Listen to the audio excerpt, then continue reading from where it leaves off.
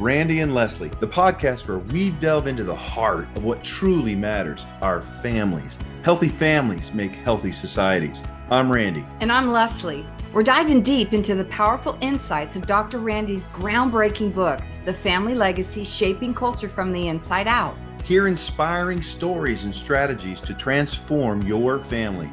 We'll explore topics like communication, forgiveness, healing, parenting, marriage. We'll cover it all. We'll have provoking conversations with experts, coaches, and real-life families who are benefiting from intentional family building. This podcast isn't just about theories, it's about tools that you can implement today. We all come from families, so this podcast is for you. Join us on this incredible family journey. Subscribe now as we learn to do family as God designed. Transforming families one episode at a time. Remember, whoever wins the family wins the culture in the end. Let's go.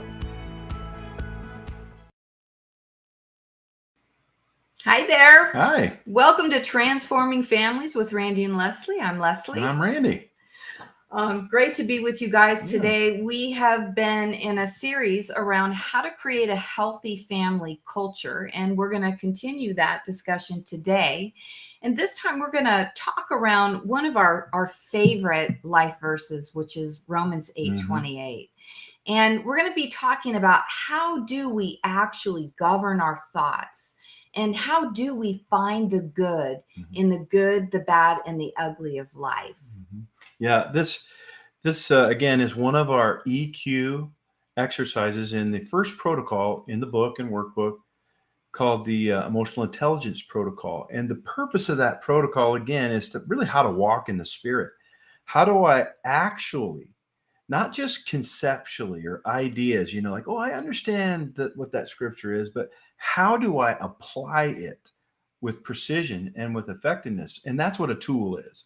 And so this tool that we call Fact Story is a profound tool because it really encapsulates what transformation is all about, right? If you're a family, we know this right now. Families are hurting. And hurting can be a really broad term. Give some examples. Families are hurting. Well, we know the divorce rate for starters is just as high in the Christian community as it is in the secular. So you've got broken families, broken relationships, a lot of hurt feelings, a lot of stories that get attached to something. Divorce is a great example around this tool. A divorce happens, that's a fact. But the stories that come out of that in an unhealed state have devastating effects. Moms leave or daddies leave, or there's something wrong with me, or it's never safe at home. Yeah. There's always arguing, and that's how it's going to be. Yeah, there's infidelity, there's abuse. The statistics are pretty clear on this around physical abuse, sexual abuse, certainly emotional abuse as fuses run short and tempers run high, and there's a lot of yelling or screaming or fighting going on in a home that makes it not safe. And then add onto that things like addiction of all sorts, pornography, alcohol, drugs, and you've got a cocktail for a real mess and a real place where families are hurt. And so one of the ways, in fact, my son, and he's got quite a story we're going to hear on an upcoming podcast. He says that this tool is probably the number one tool that has brought healing to him. He made some choices. I'll let him tell his own story, but he was far from God and he was hurting and probably should have died, he says, about 4,000 times, which is really remarkable. God kept him alive. But in his journey back, he talks about this tool, re-looking at the facts in his life and coming into agreement with the story that God has about what was going on instead of what he had. And we're going to break this down in a little bit, but we teach this along with our other tools in our family school, the family school. And you can find that at thefamilyreformationproject.com. And our families are hurting. And part of that is because they have not, either knowingly or unknowingly, what they have done rather is choose to believe a story around the circumstances in their lives that is keeping them hurt, keeping them in unforgiveness, keeping them stuck, keeping them wounded. And so I want to read this quick quote by Matt Walsh. In fact, honey, would you read it? Matt Walsh, who, look him up. He's a powerful cultural influencer. Here's what he has to say. He said, if there's any saving our civilization at this point, and I think there is, it will be saved through the formation and preservation of strong, loving families. That is the only way forward. Yeah, that's a powerful quote. And we see that in, church study results right now too, that, churches are hurting because families are hurting, and healthy churches are growing because healthy families are growing. And so if, I want to give you out of the book, if you've got the book, you'll know this. If you don't, you should get it in the digital bundle, because this really is the core essential piece. And it's important when we go to solve a problem. We say families are hurting. Well, duh. But what's the problem? It's easy to do even what we've done and talk about all the fruit of the problems and how it's manifesting. But what is really the core issue that we can solve? And after a lot of research and prayer and writing, in a nutshell, in the book, I described that it really is three things. It's identity drift. We don't know who we are by God's design, and we don't know why we're here. Secondly, it is the failure to self-govern well.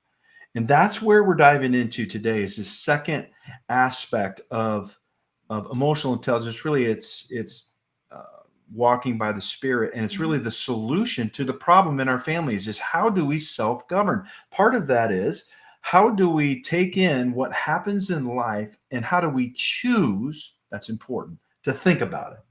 Because our feelings come from our thoughts. Our behavior comes from our thinking. And if our thinking is off, and when I mean off, I mean it doesn't agree with God, then our behaving and our feeling and are going to be off of God's design. And when that happens in a family, people get hurt. That's true.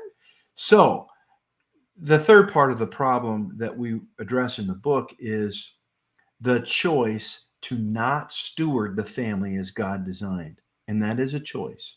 We make it knowingly or unknowingly, but it's a choice.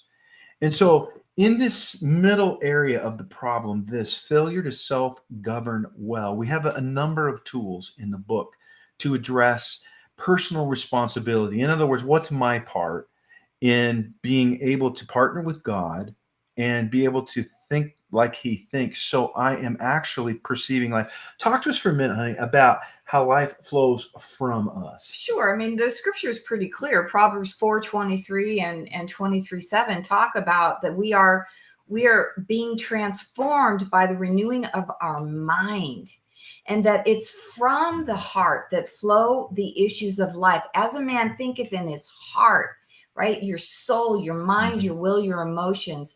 It's as you think in there that life flows from us. We say this often, that life flows from us, not to us. That's correct. And I want to pepper this, and we're going to get into what this fact story tool is in a moment.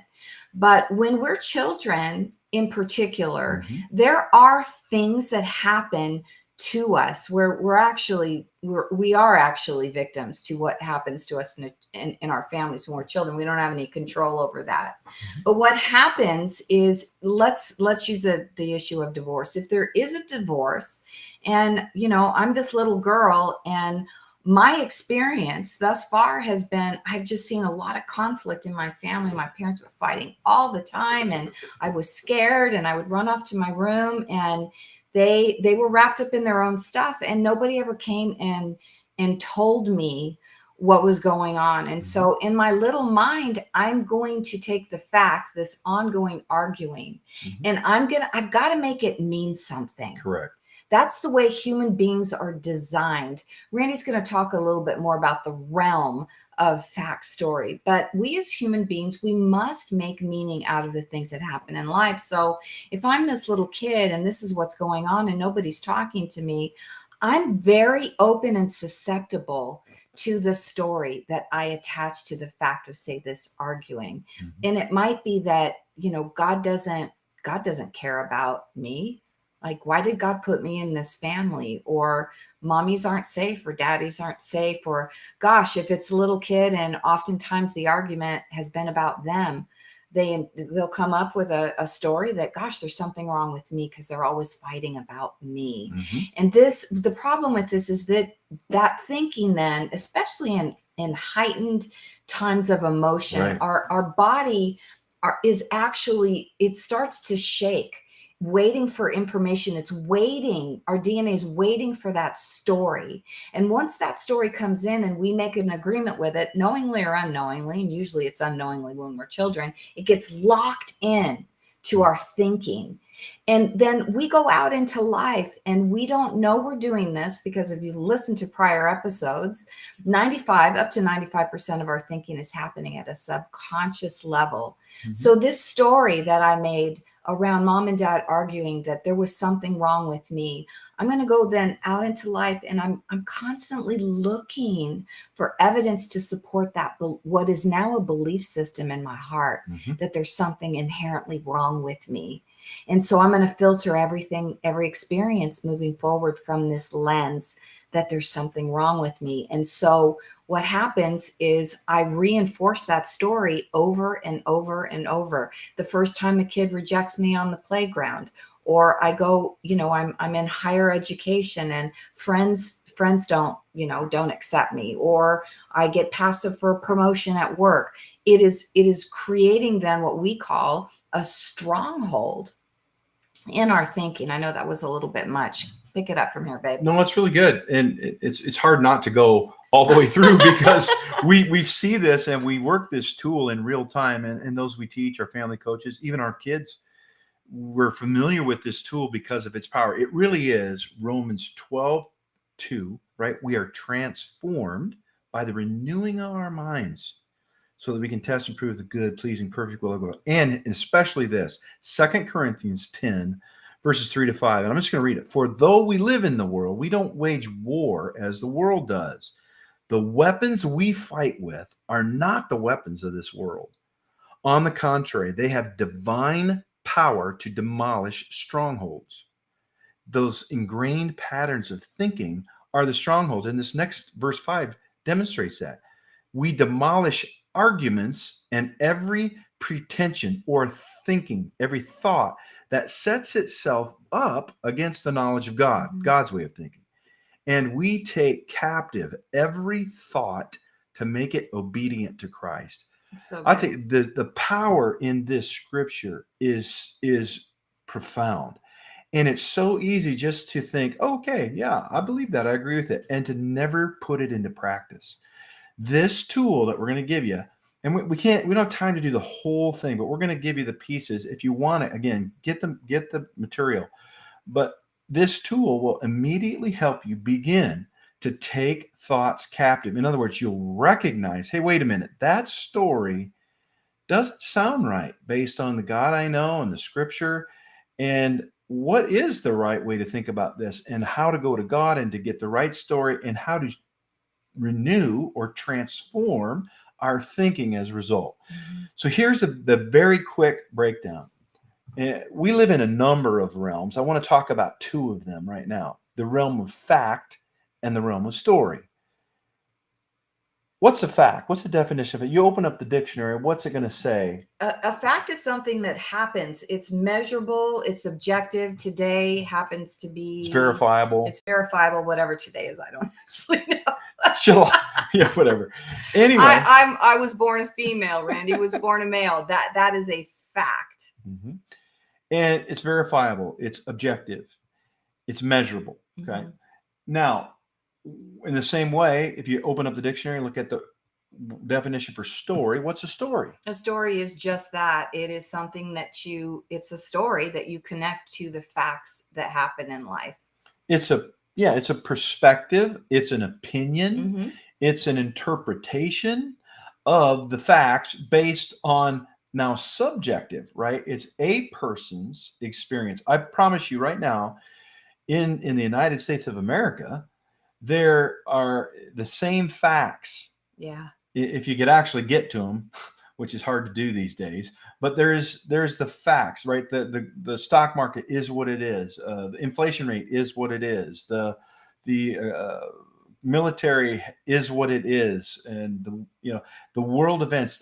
There's a factual part of it that is measurable and it's objective. But I promise you this: there are millions, dare I say, even billions of stories that differ around the same fact set. That's right.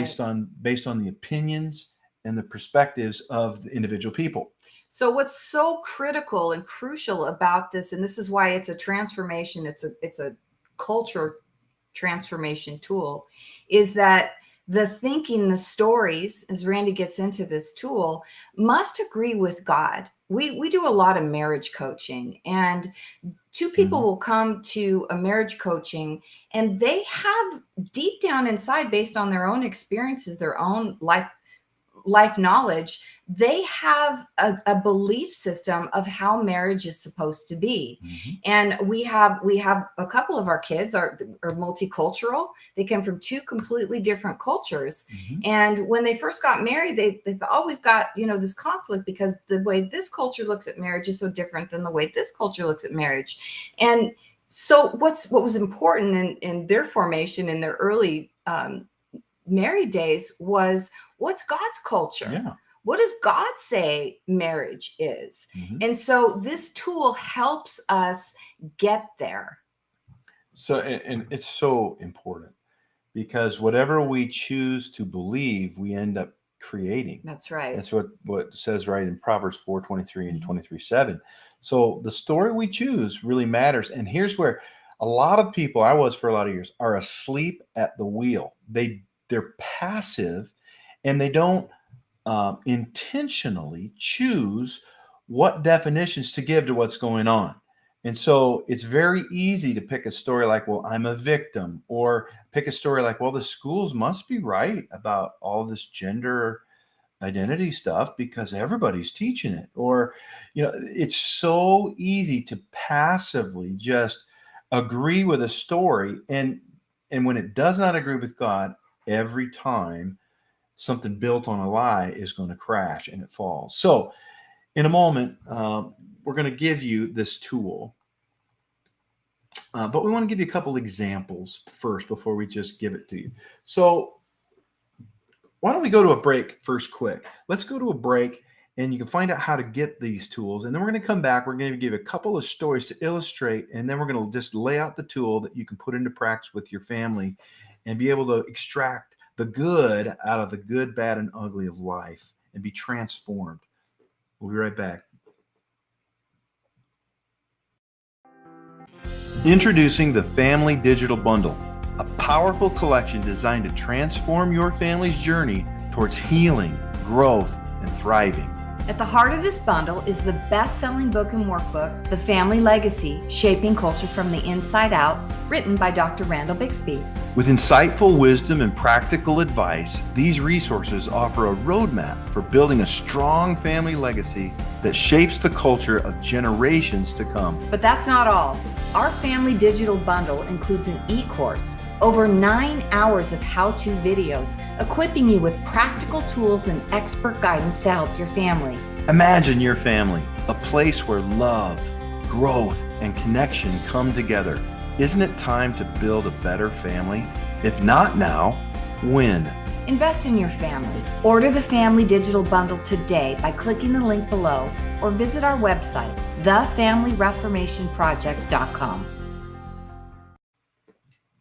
Hi, welcome back, guys. We're going to give you just a couple of short stories in our own life that illustrate this fact story. So for me, clearly anybody that's got two eyeballs can see that I was born female. That is a fact.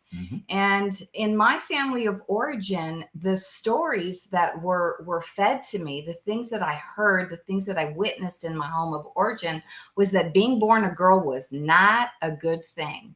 The messaging was that women were less than, that they were put on earth strictly to serve the needs of men. And it went on. And my father, bless his heart, was a true true blue misogynist, and he really did believe in his heart that women were less than. And so I grew up believing that was my story. And my testimony, if some of you have heard it, it created a lot of wreckage for me. I disqualified myself from a lot of things in life. And it wasn't until I learned this stuff and I was able to go, wait a minute. The fact is I was born a girl, but what does God say about that? And God says that's the good thing. Yeah. It's a wonderful thing. As a matter of fact, women in the Bible, the same word that's used to describe a woman in the Bible, the word is Ezer, E-Z-E-R. It's the same word to describe the Holy Spirit. Mm-hmm. Like, wow. Like, that's pretty amazing. And so changing my story absolutely transformed my life. When I got into the truth of my identity, it unlocked, it completely rewrote my prior story and rewrote my future story. You got to share this part. And woman was, of course, the final creation, God's masterpiece. Yeah, after he finished filming, he's like, "Whew, that's all good. It's all good, and I'm gonna rest." Awesome. So I'm gonna give you another example from my life, and then lay the tool out. So I'm 7 years old as a little boy, and I'm playing ice hockey, and I just had a gift for it. And I was playing goalie, the guy that stands in the net and tries to keep the puck out of the net. And when I would perform well by keeping the puck out and we would win, people would clap. And my dad would be up in the stands, and my dad's one of my heroes. I just love him to pieces. It's amazing. And he would give me, he'd pump his fist, and and I saw this out of the corner of my eye, and I was just like, oh, wow. If I perform well, I get accepted. I get celebrated. I get valued. This is how life works. I didn't know I was thinking that and deciding what to believe about performing well, but I did. And likewise, when I would perform poorly, at 7, you just have, attention deficit, something. And, I let an easy puck go by me and go in the net. And I'd look up and, I wouldn't get that same reaction. I'd get, some hands just kind of thrown at me, or just like, oh, and, ooh. And in my little mind, it was like, okay, I get how life works.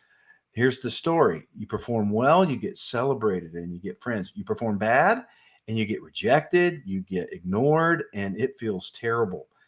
And I didn't know I was doing it, but that locked in because it was really emotional for me at 7, like Leslie was saying. And I didn't learn this for many years, 24 years or something later, before I learned this, that I chose to put on a set of glasses that were like, your worth is based on your performance. Mm-hmm. And I was wearing them all the time. I saw everything in the world through those lenses, but I didn't know I had them on. Yeah. And so I went to school, and I had to be the best at something, at hockey or football. And I was in a lot of ways. And I had to be the best at grades. So I got straight A's until my junior year in high school. And when I didn't. And so I continued to reinforce through my whole life, if you perform well, things go well for you, and you get accepted and you get celebrated and you have but if you perform bad, you'll be rejected, you'll be alone, you'll be left behind. And so when I would fail, and all of us fail, that's part of life. When I would fail, I'd be miserable. I would just really get into self-hate, depression. Like it wasn't ever soon enough before I would have another opportunity to try to perform better, to erase that bad taste in my mouth. Right. And the problem here, though, is once you make an agreement with that story that disagrees with God, it gets locked in and it becomes an ingrained pattern of thinking, which can turn into a stronghold in our lives. And that sounds like our verse, right, in Corinthians, that our weapons are not carnal, they're not worldly, but they're mighty to pull down these strongholds, to pull down these ways of thinking. God, I tell you, what that leads to is perfectionism and people pleasing, what's called the fear of man, which is a snare. I don't know if you know what a snare is, but the more you try to get away from it, the more it grabs you and restricts you.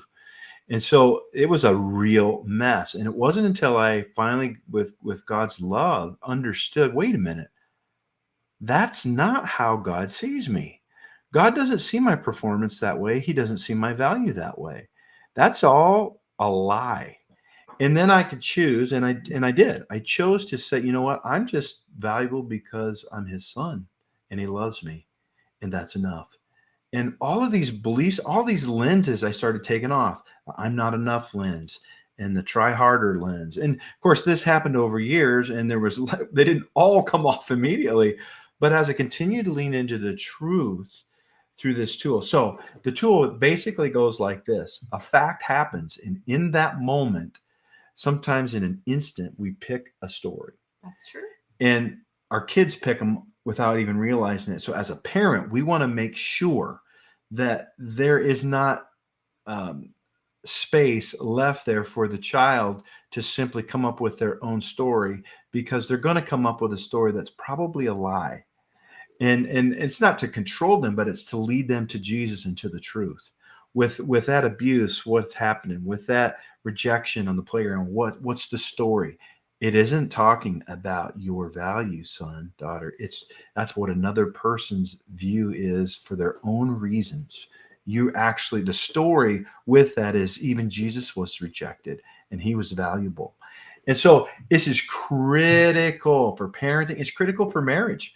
You know, when there's a lot of, when a marriage breaks down, there's a lot of assuming Oh, yes. and Indeed. ascribing of ill motives. And, well, I know why you did that, and it's a terrible story. Yeah. Well, and a spouse may say, that is not true. Oh, yes, it is. I know it is. Well, here's the truth. It's true in the eye of the beholder, not the other person. And that's because of their own belief system many times. So we just, this tool again, this can be used in marriage. It certainly is so crucial with your children, and it teaches your kids how to self-govern. It teaches them to go to God, to come to you, but to go to God and to pick a good story with, because life in this world, we will have trouble. I'll give you a couple more quick and we'll be done. The tool, step by steps in our material, but we coach a lot of people, families, executives, and one very common belief system, one of these strongholds, is a fear of failure. But when we lean into that with our clients, it goes down a road usually, well, if I fail, then I'm ashamed. Okay, if I'm ashamed, I fail and I'm ashamed, then I'm rejected. Well, if I'm ashamed and rejected, then I'm alone. Well, if I'm ashamed and alone, and it gets to be apocalyptic. And it should, and so no wonder people don't want to try new things or experiment or risk, or even in a family, you know, whether you're little as a child or an adult, we have all these restrictions on our lives about what we think is possible based on this belief system that, oh no, if I fail, it's over. Well, how does God see failure? He sees it as a real good teaching opportunity, frankly, and an opportunity to get right, to learn, to grow. In fact, I chose, when I saw this one, to redefine failure as a brilliant teacher. I don't like to fail, but I'm going to fail because I'm going to risk greatly. I'm going to try to innovate and try, right? Because that's how we're made. And I want to grow. And so do you probably, or you wouldn't be listening to this podcast. And so when that happens, understand this, that unless you change your story, unless you choose the story that agrees with God, you're going to stay limited, stay stuck, stay afraid of failure, stay living small. And we just want you to know, we are here cheering you on. And one of the biggest steps you can take forward in finding the good out of the good, bad, and ugly, and we've had our share of ugly in our lives, and we found the good primarily through this tool, going to the Lord and saying, what do you see here? How do you think about what happened? And changing our thinking and our story to agree with God. Listen, I hope that you will get this material. I hope that you'll try and not try. I hope that you'll use, try is a bad word in our house. If you'll use this tool and see if you don't take thoughts captive and make them submit to Christ, so that now you begin to overcome and see new victories in your life. Anything else you want to add? Oh, that's it. All right.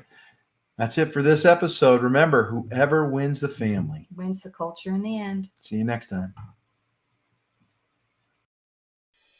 And that wraps up another inspiring episode of Transforming Families with Randy and Leslie. We hope that today's conversation has left you feeling empowered and equipped to take action. Remember, transforming families begins with transforming ourselves. Let's be intentional, loving, and persevere. You're not alone. We're right here with you. We believe Proverbs 24:3. Wise people are builders. They build families, businesses, and communities. Through intelligence and insight, their enterprises are established and endure. Thanks for joining us today. We encourage you to stay connected with us on social media, join our email list, and learn more about our resources and classes at the Family School by visiting thefamilyreformationproject.com. Remember to subscribe, share with your loved ones, and spread the word about transforming families. We'll see you on our next episode. And remember, whoever wins the family wins the culture in the end.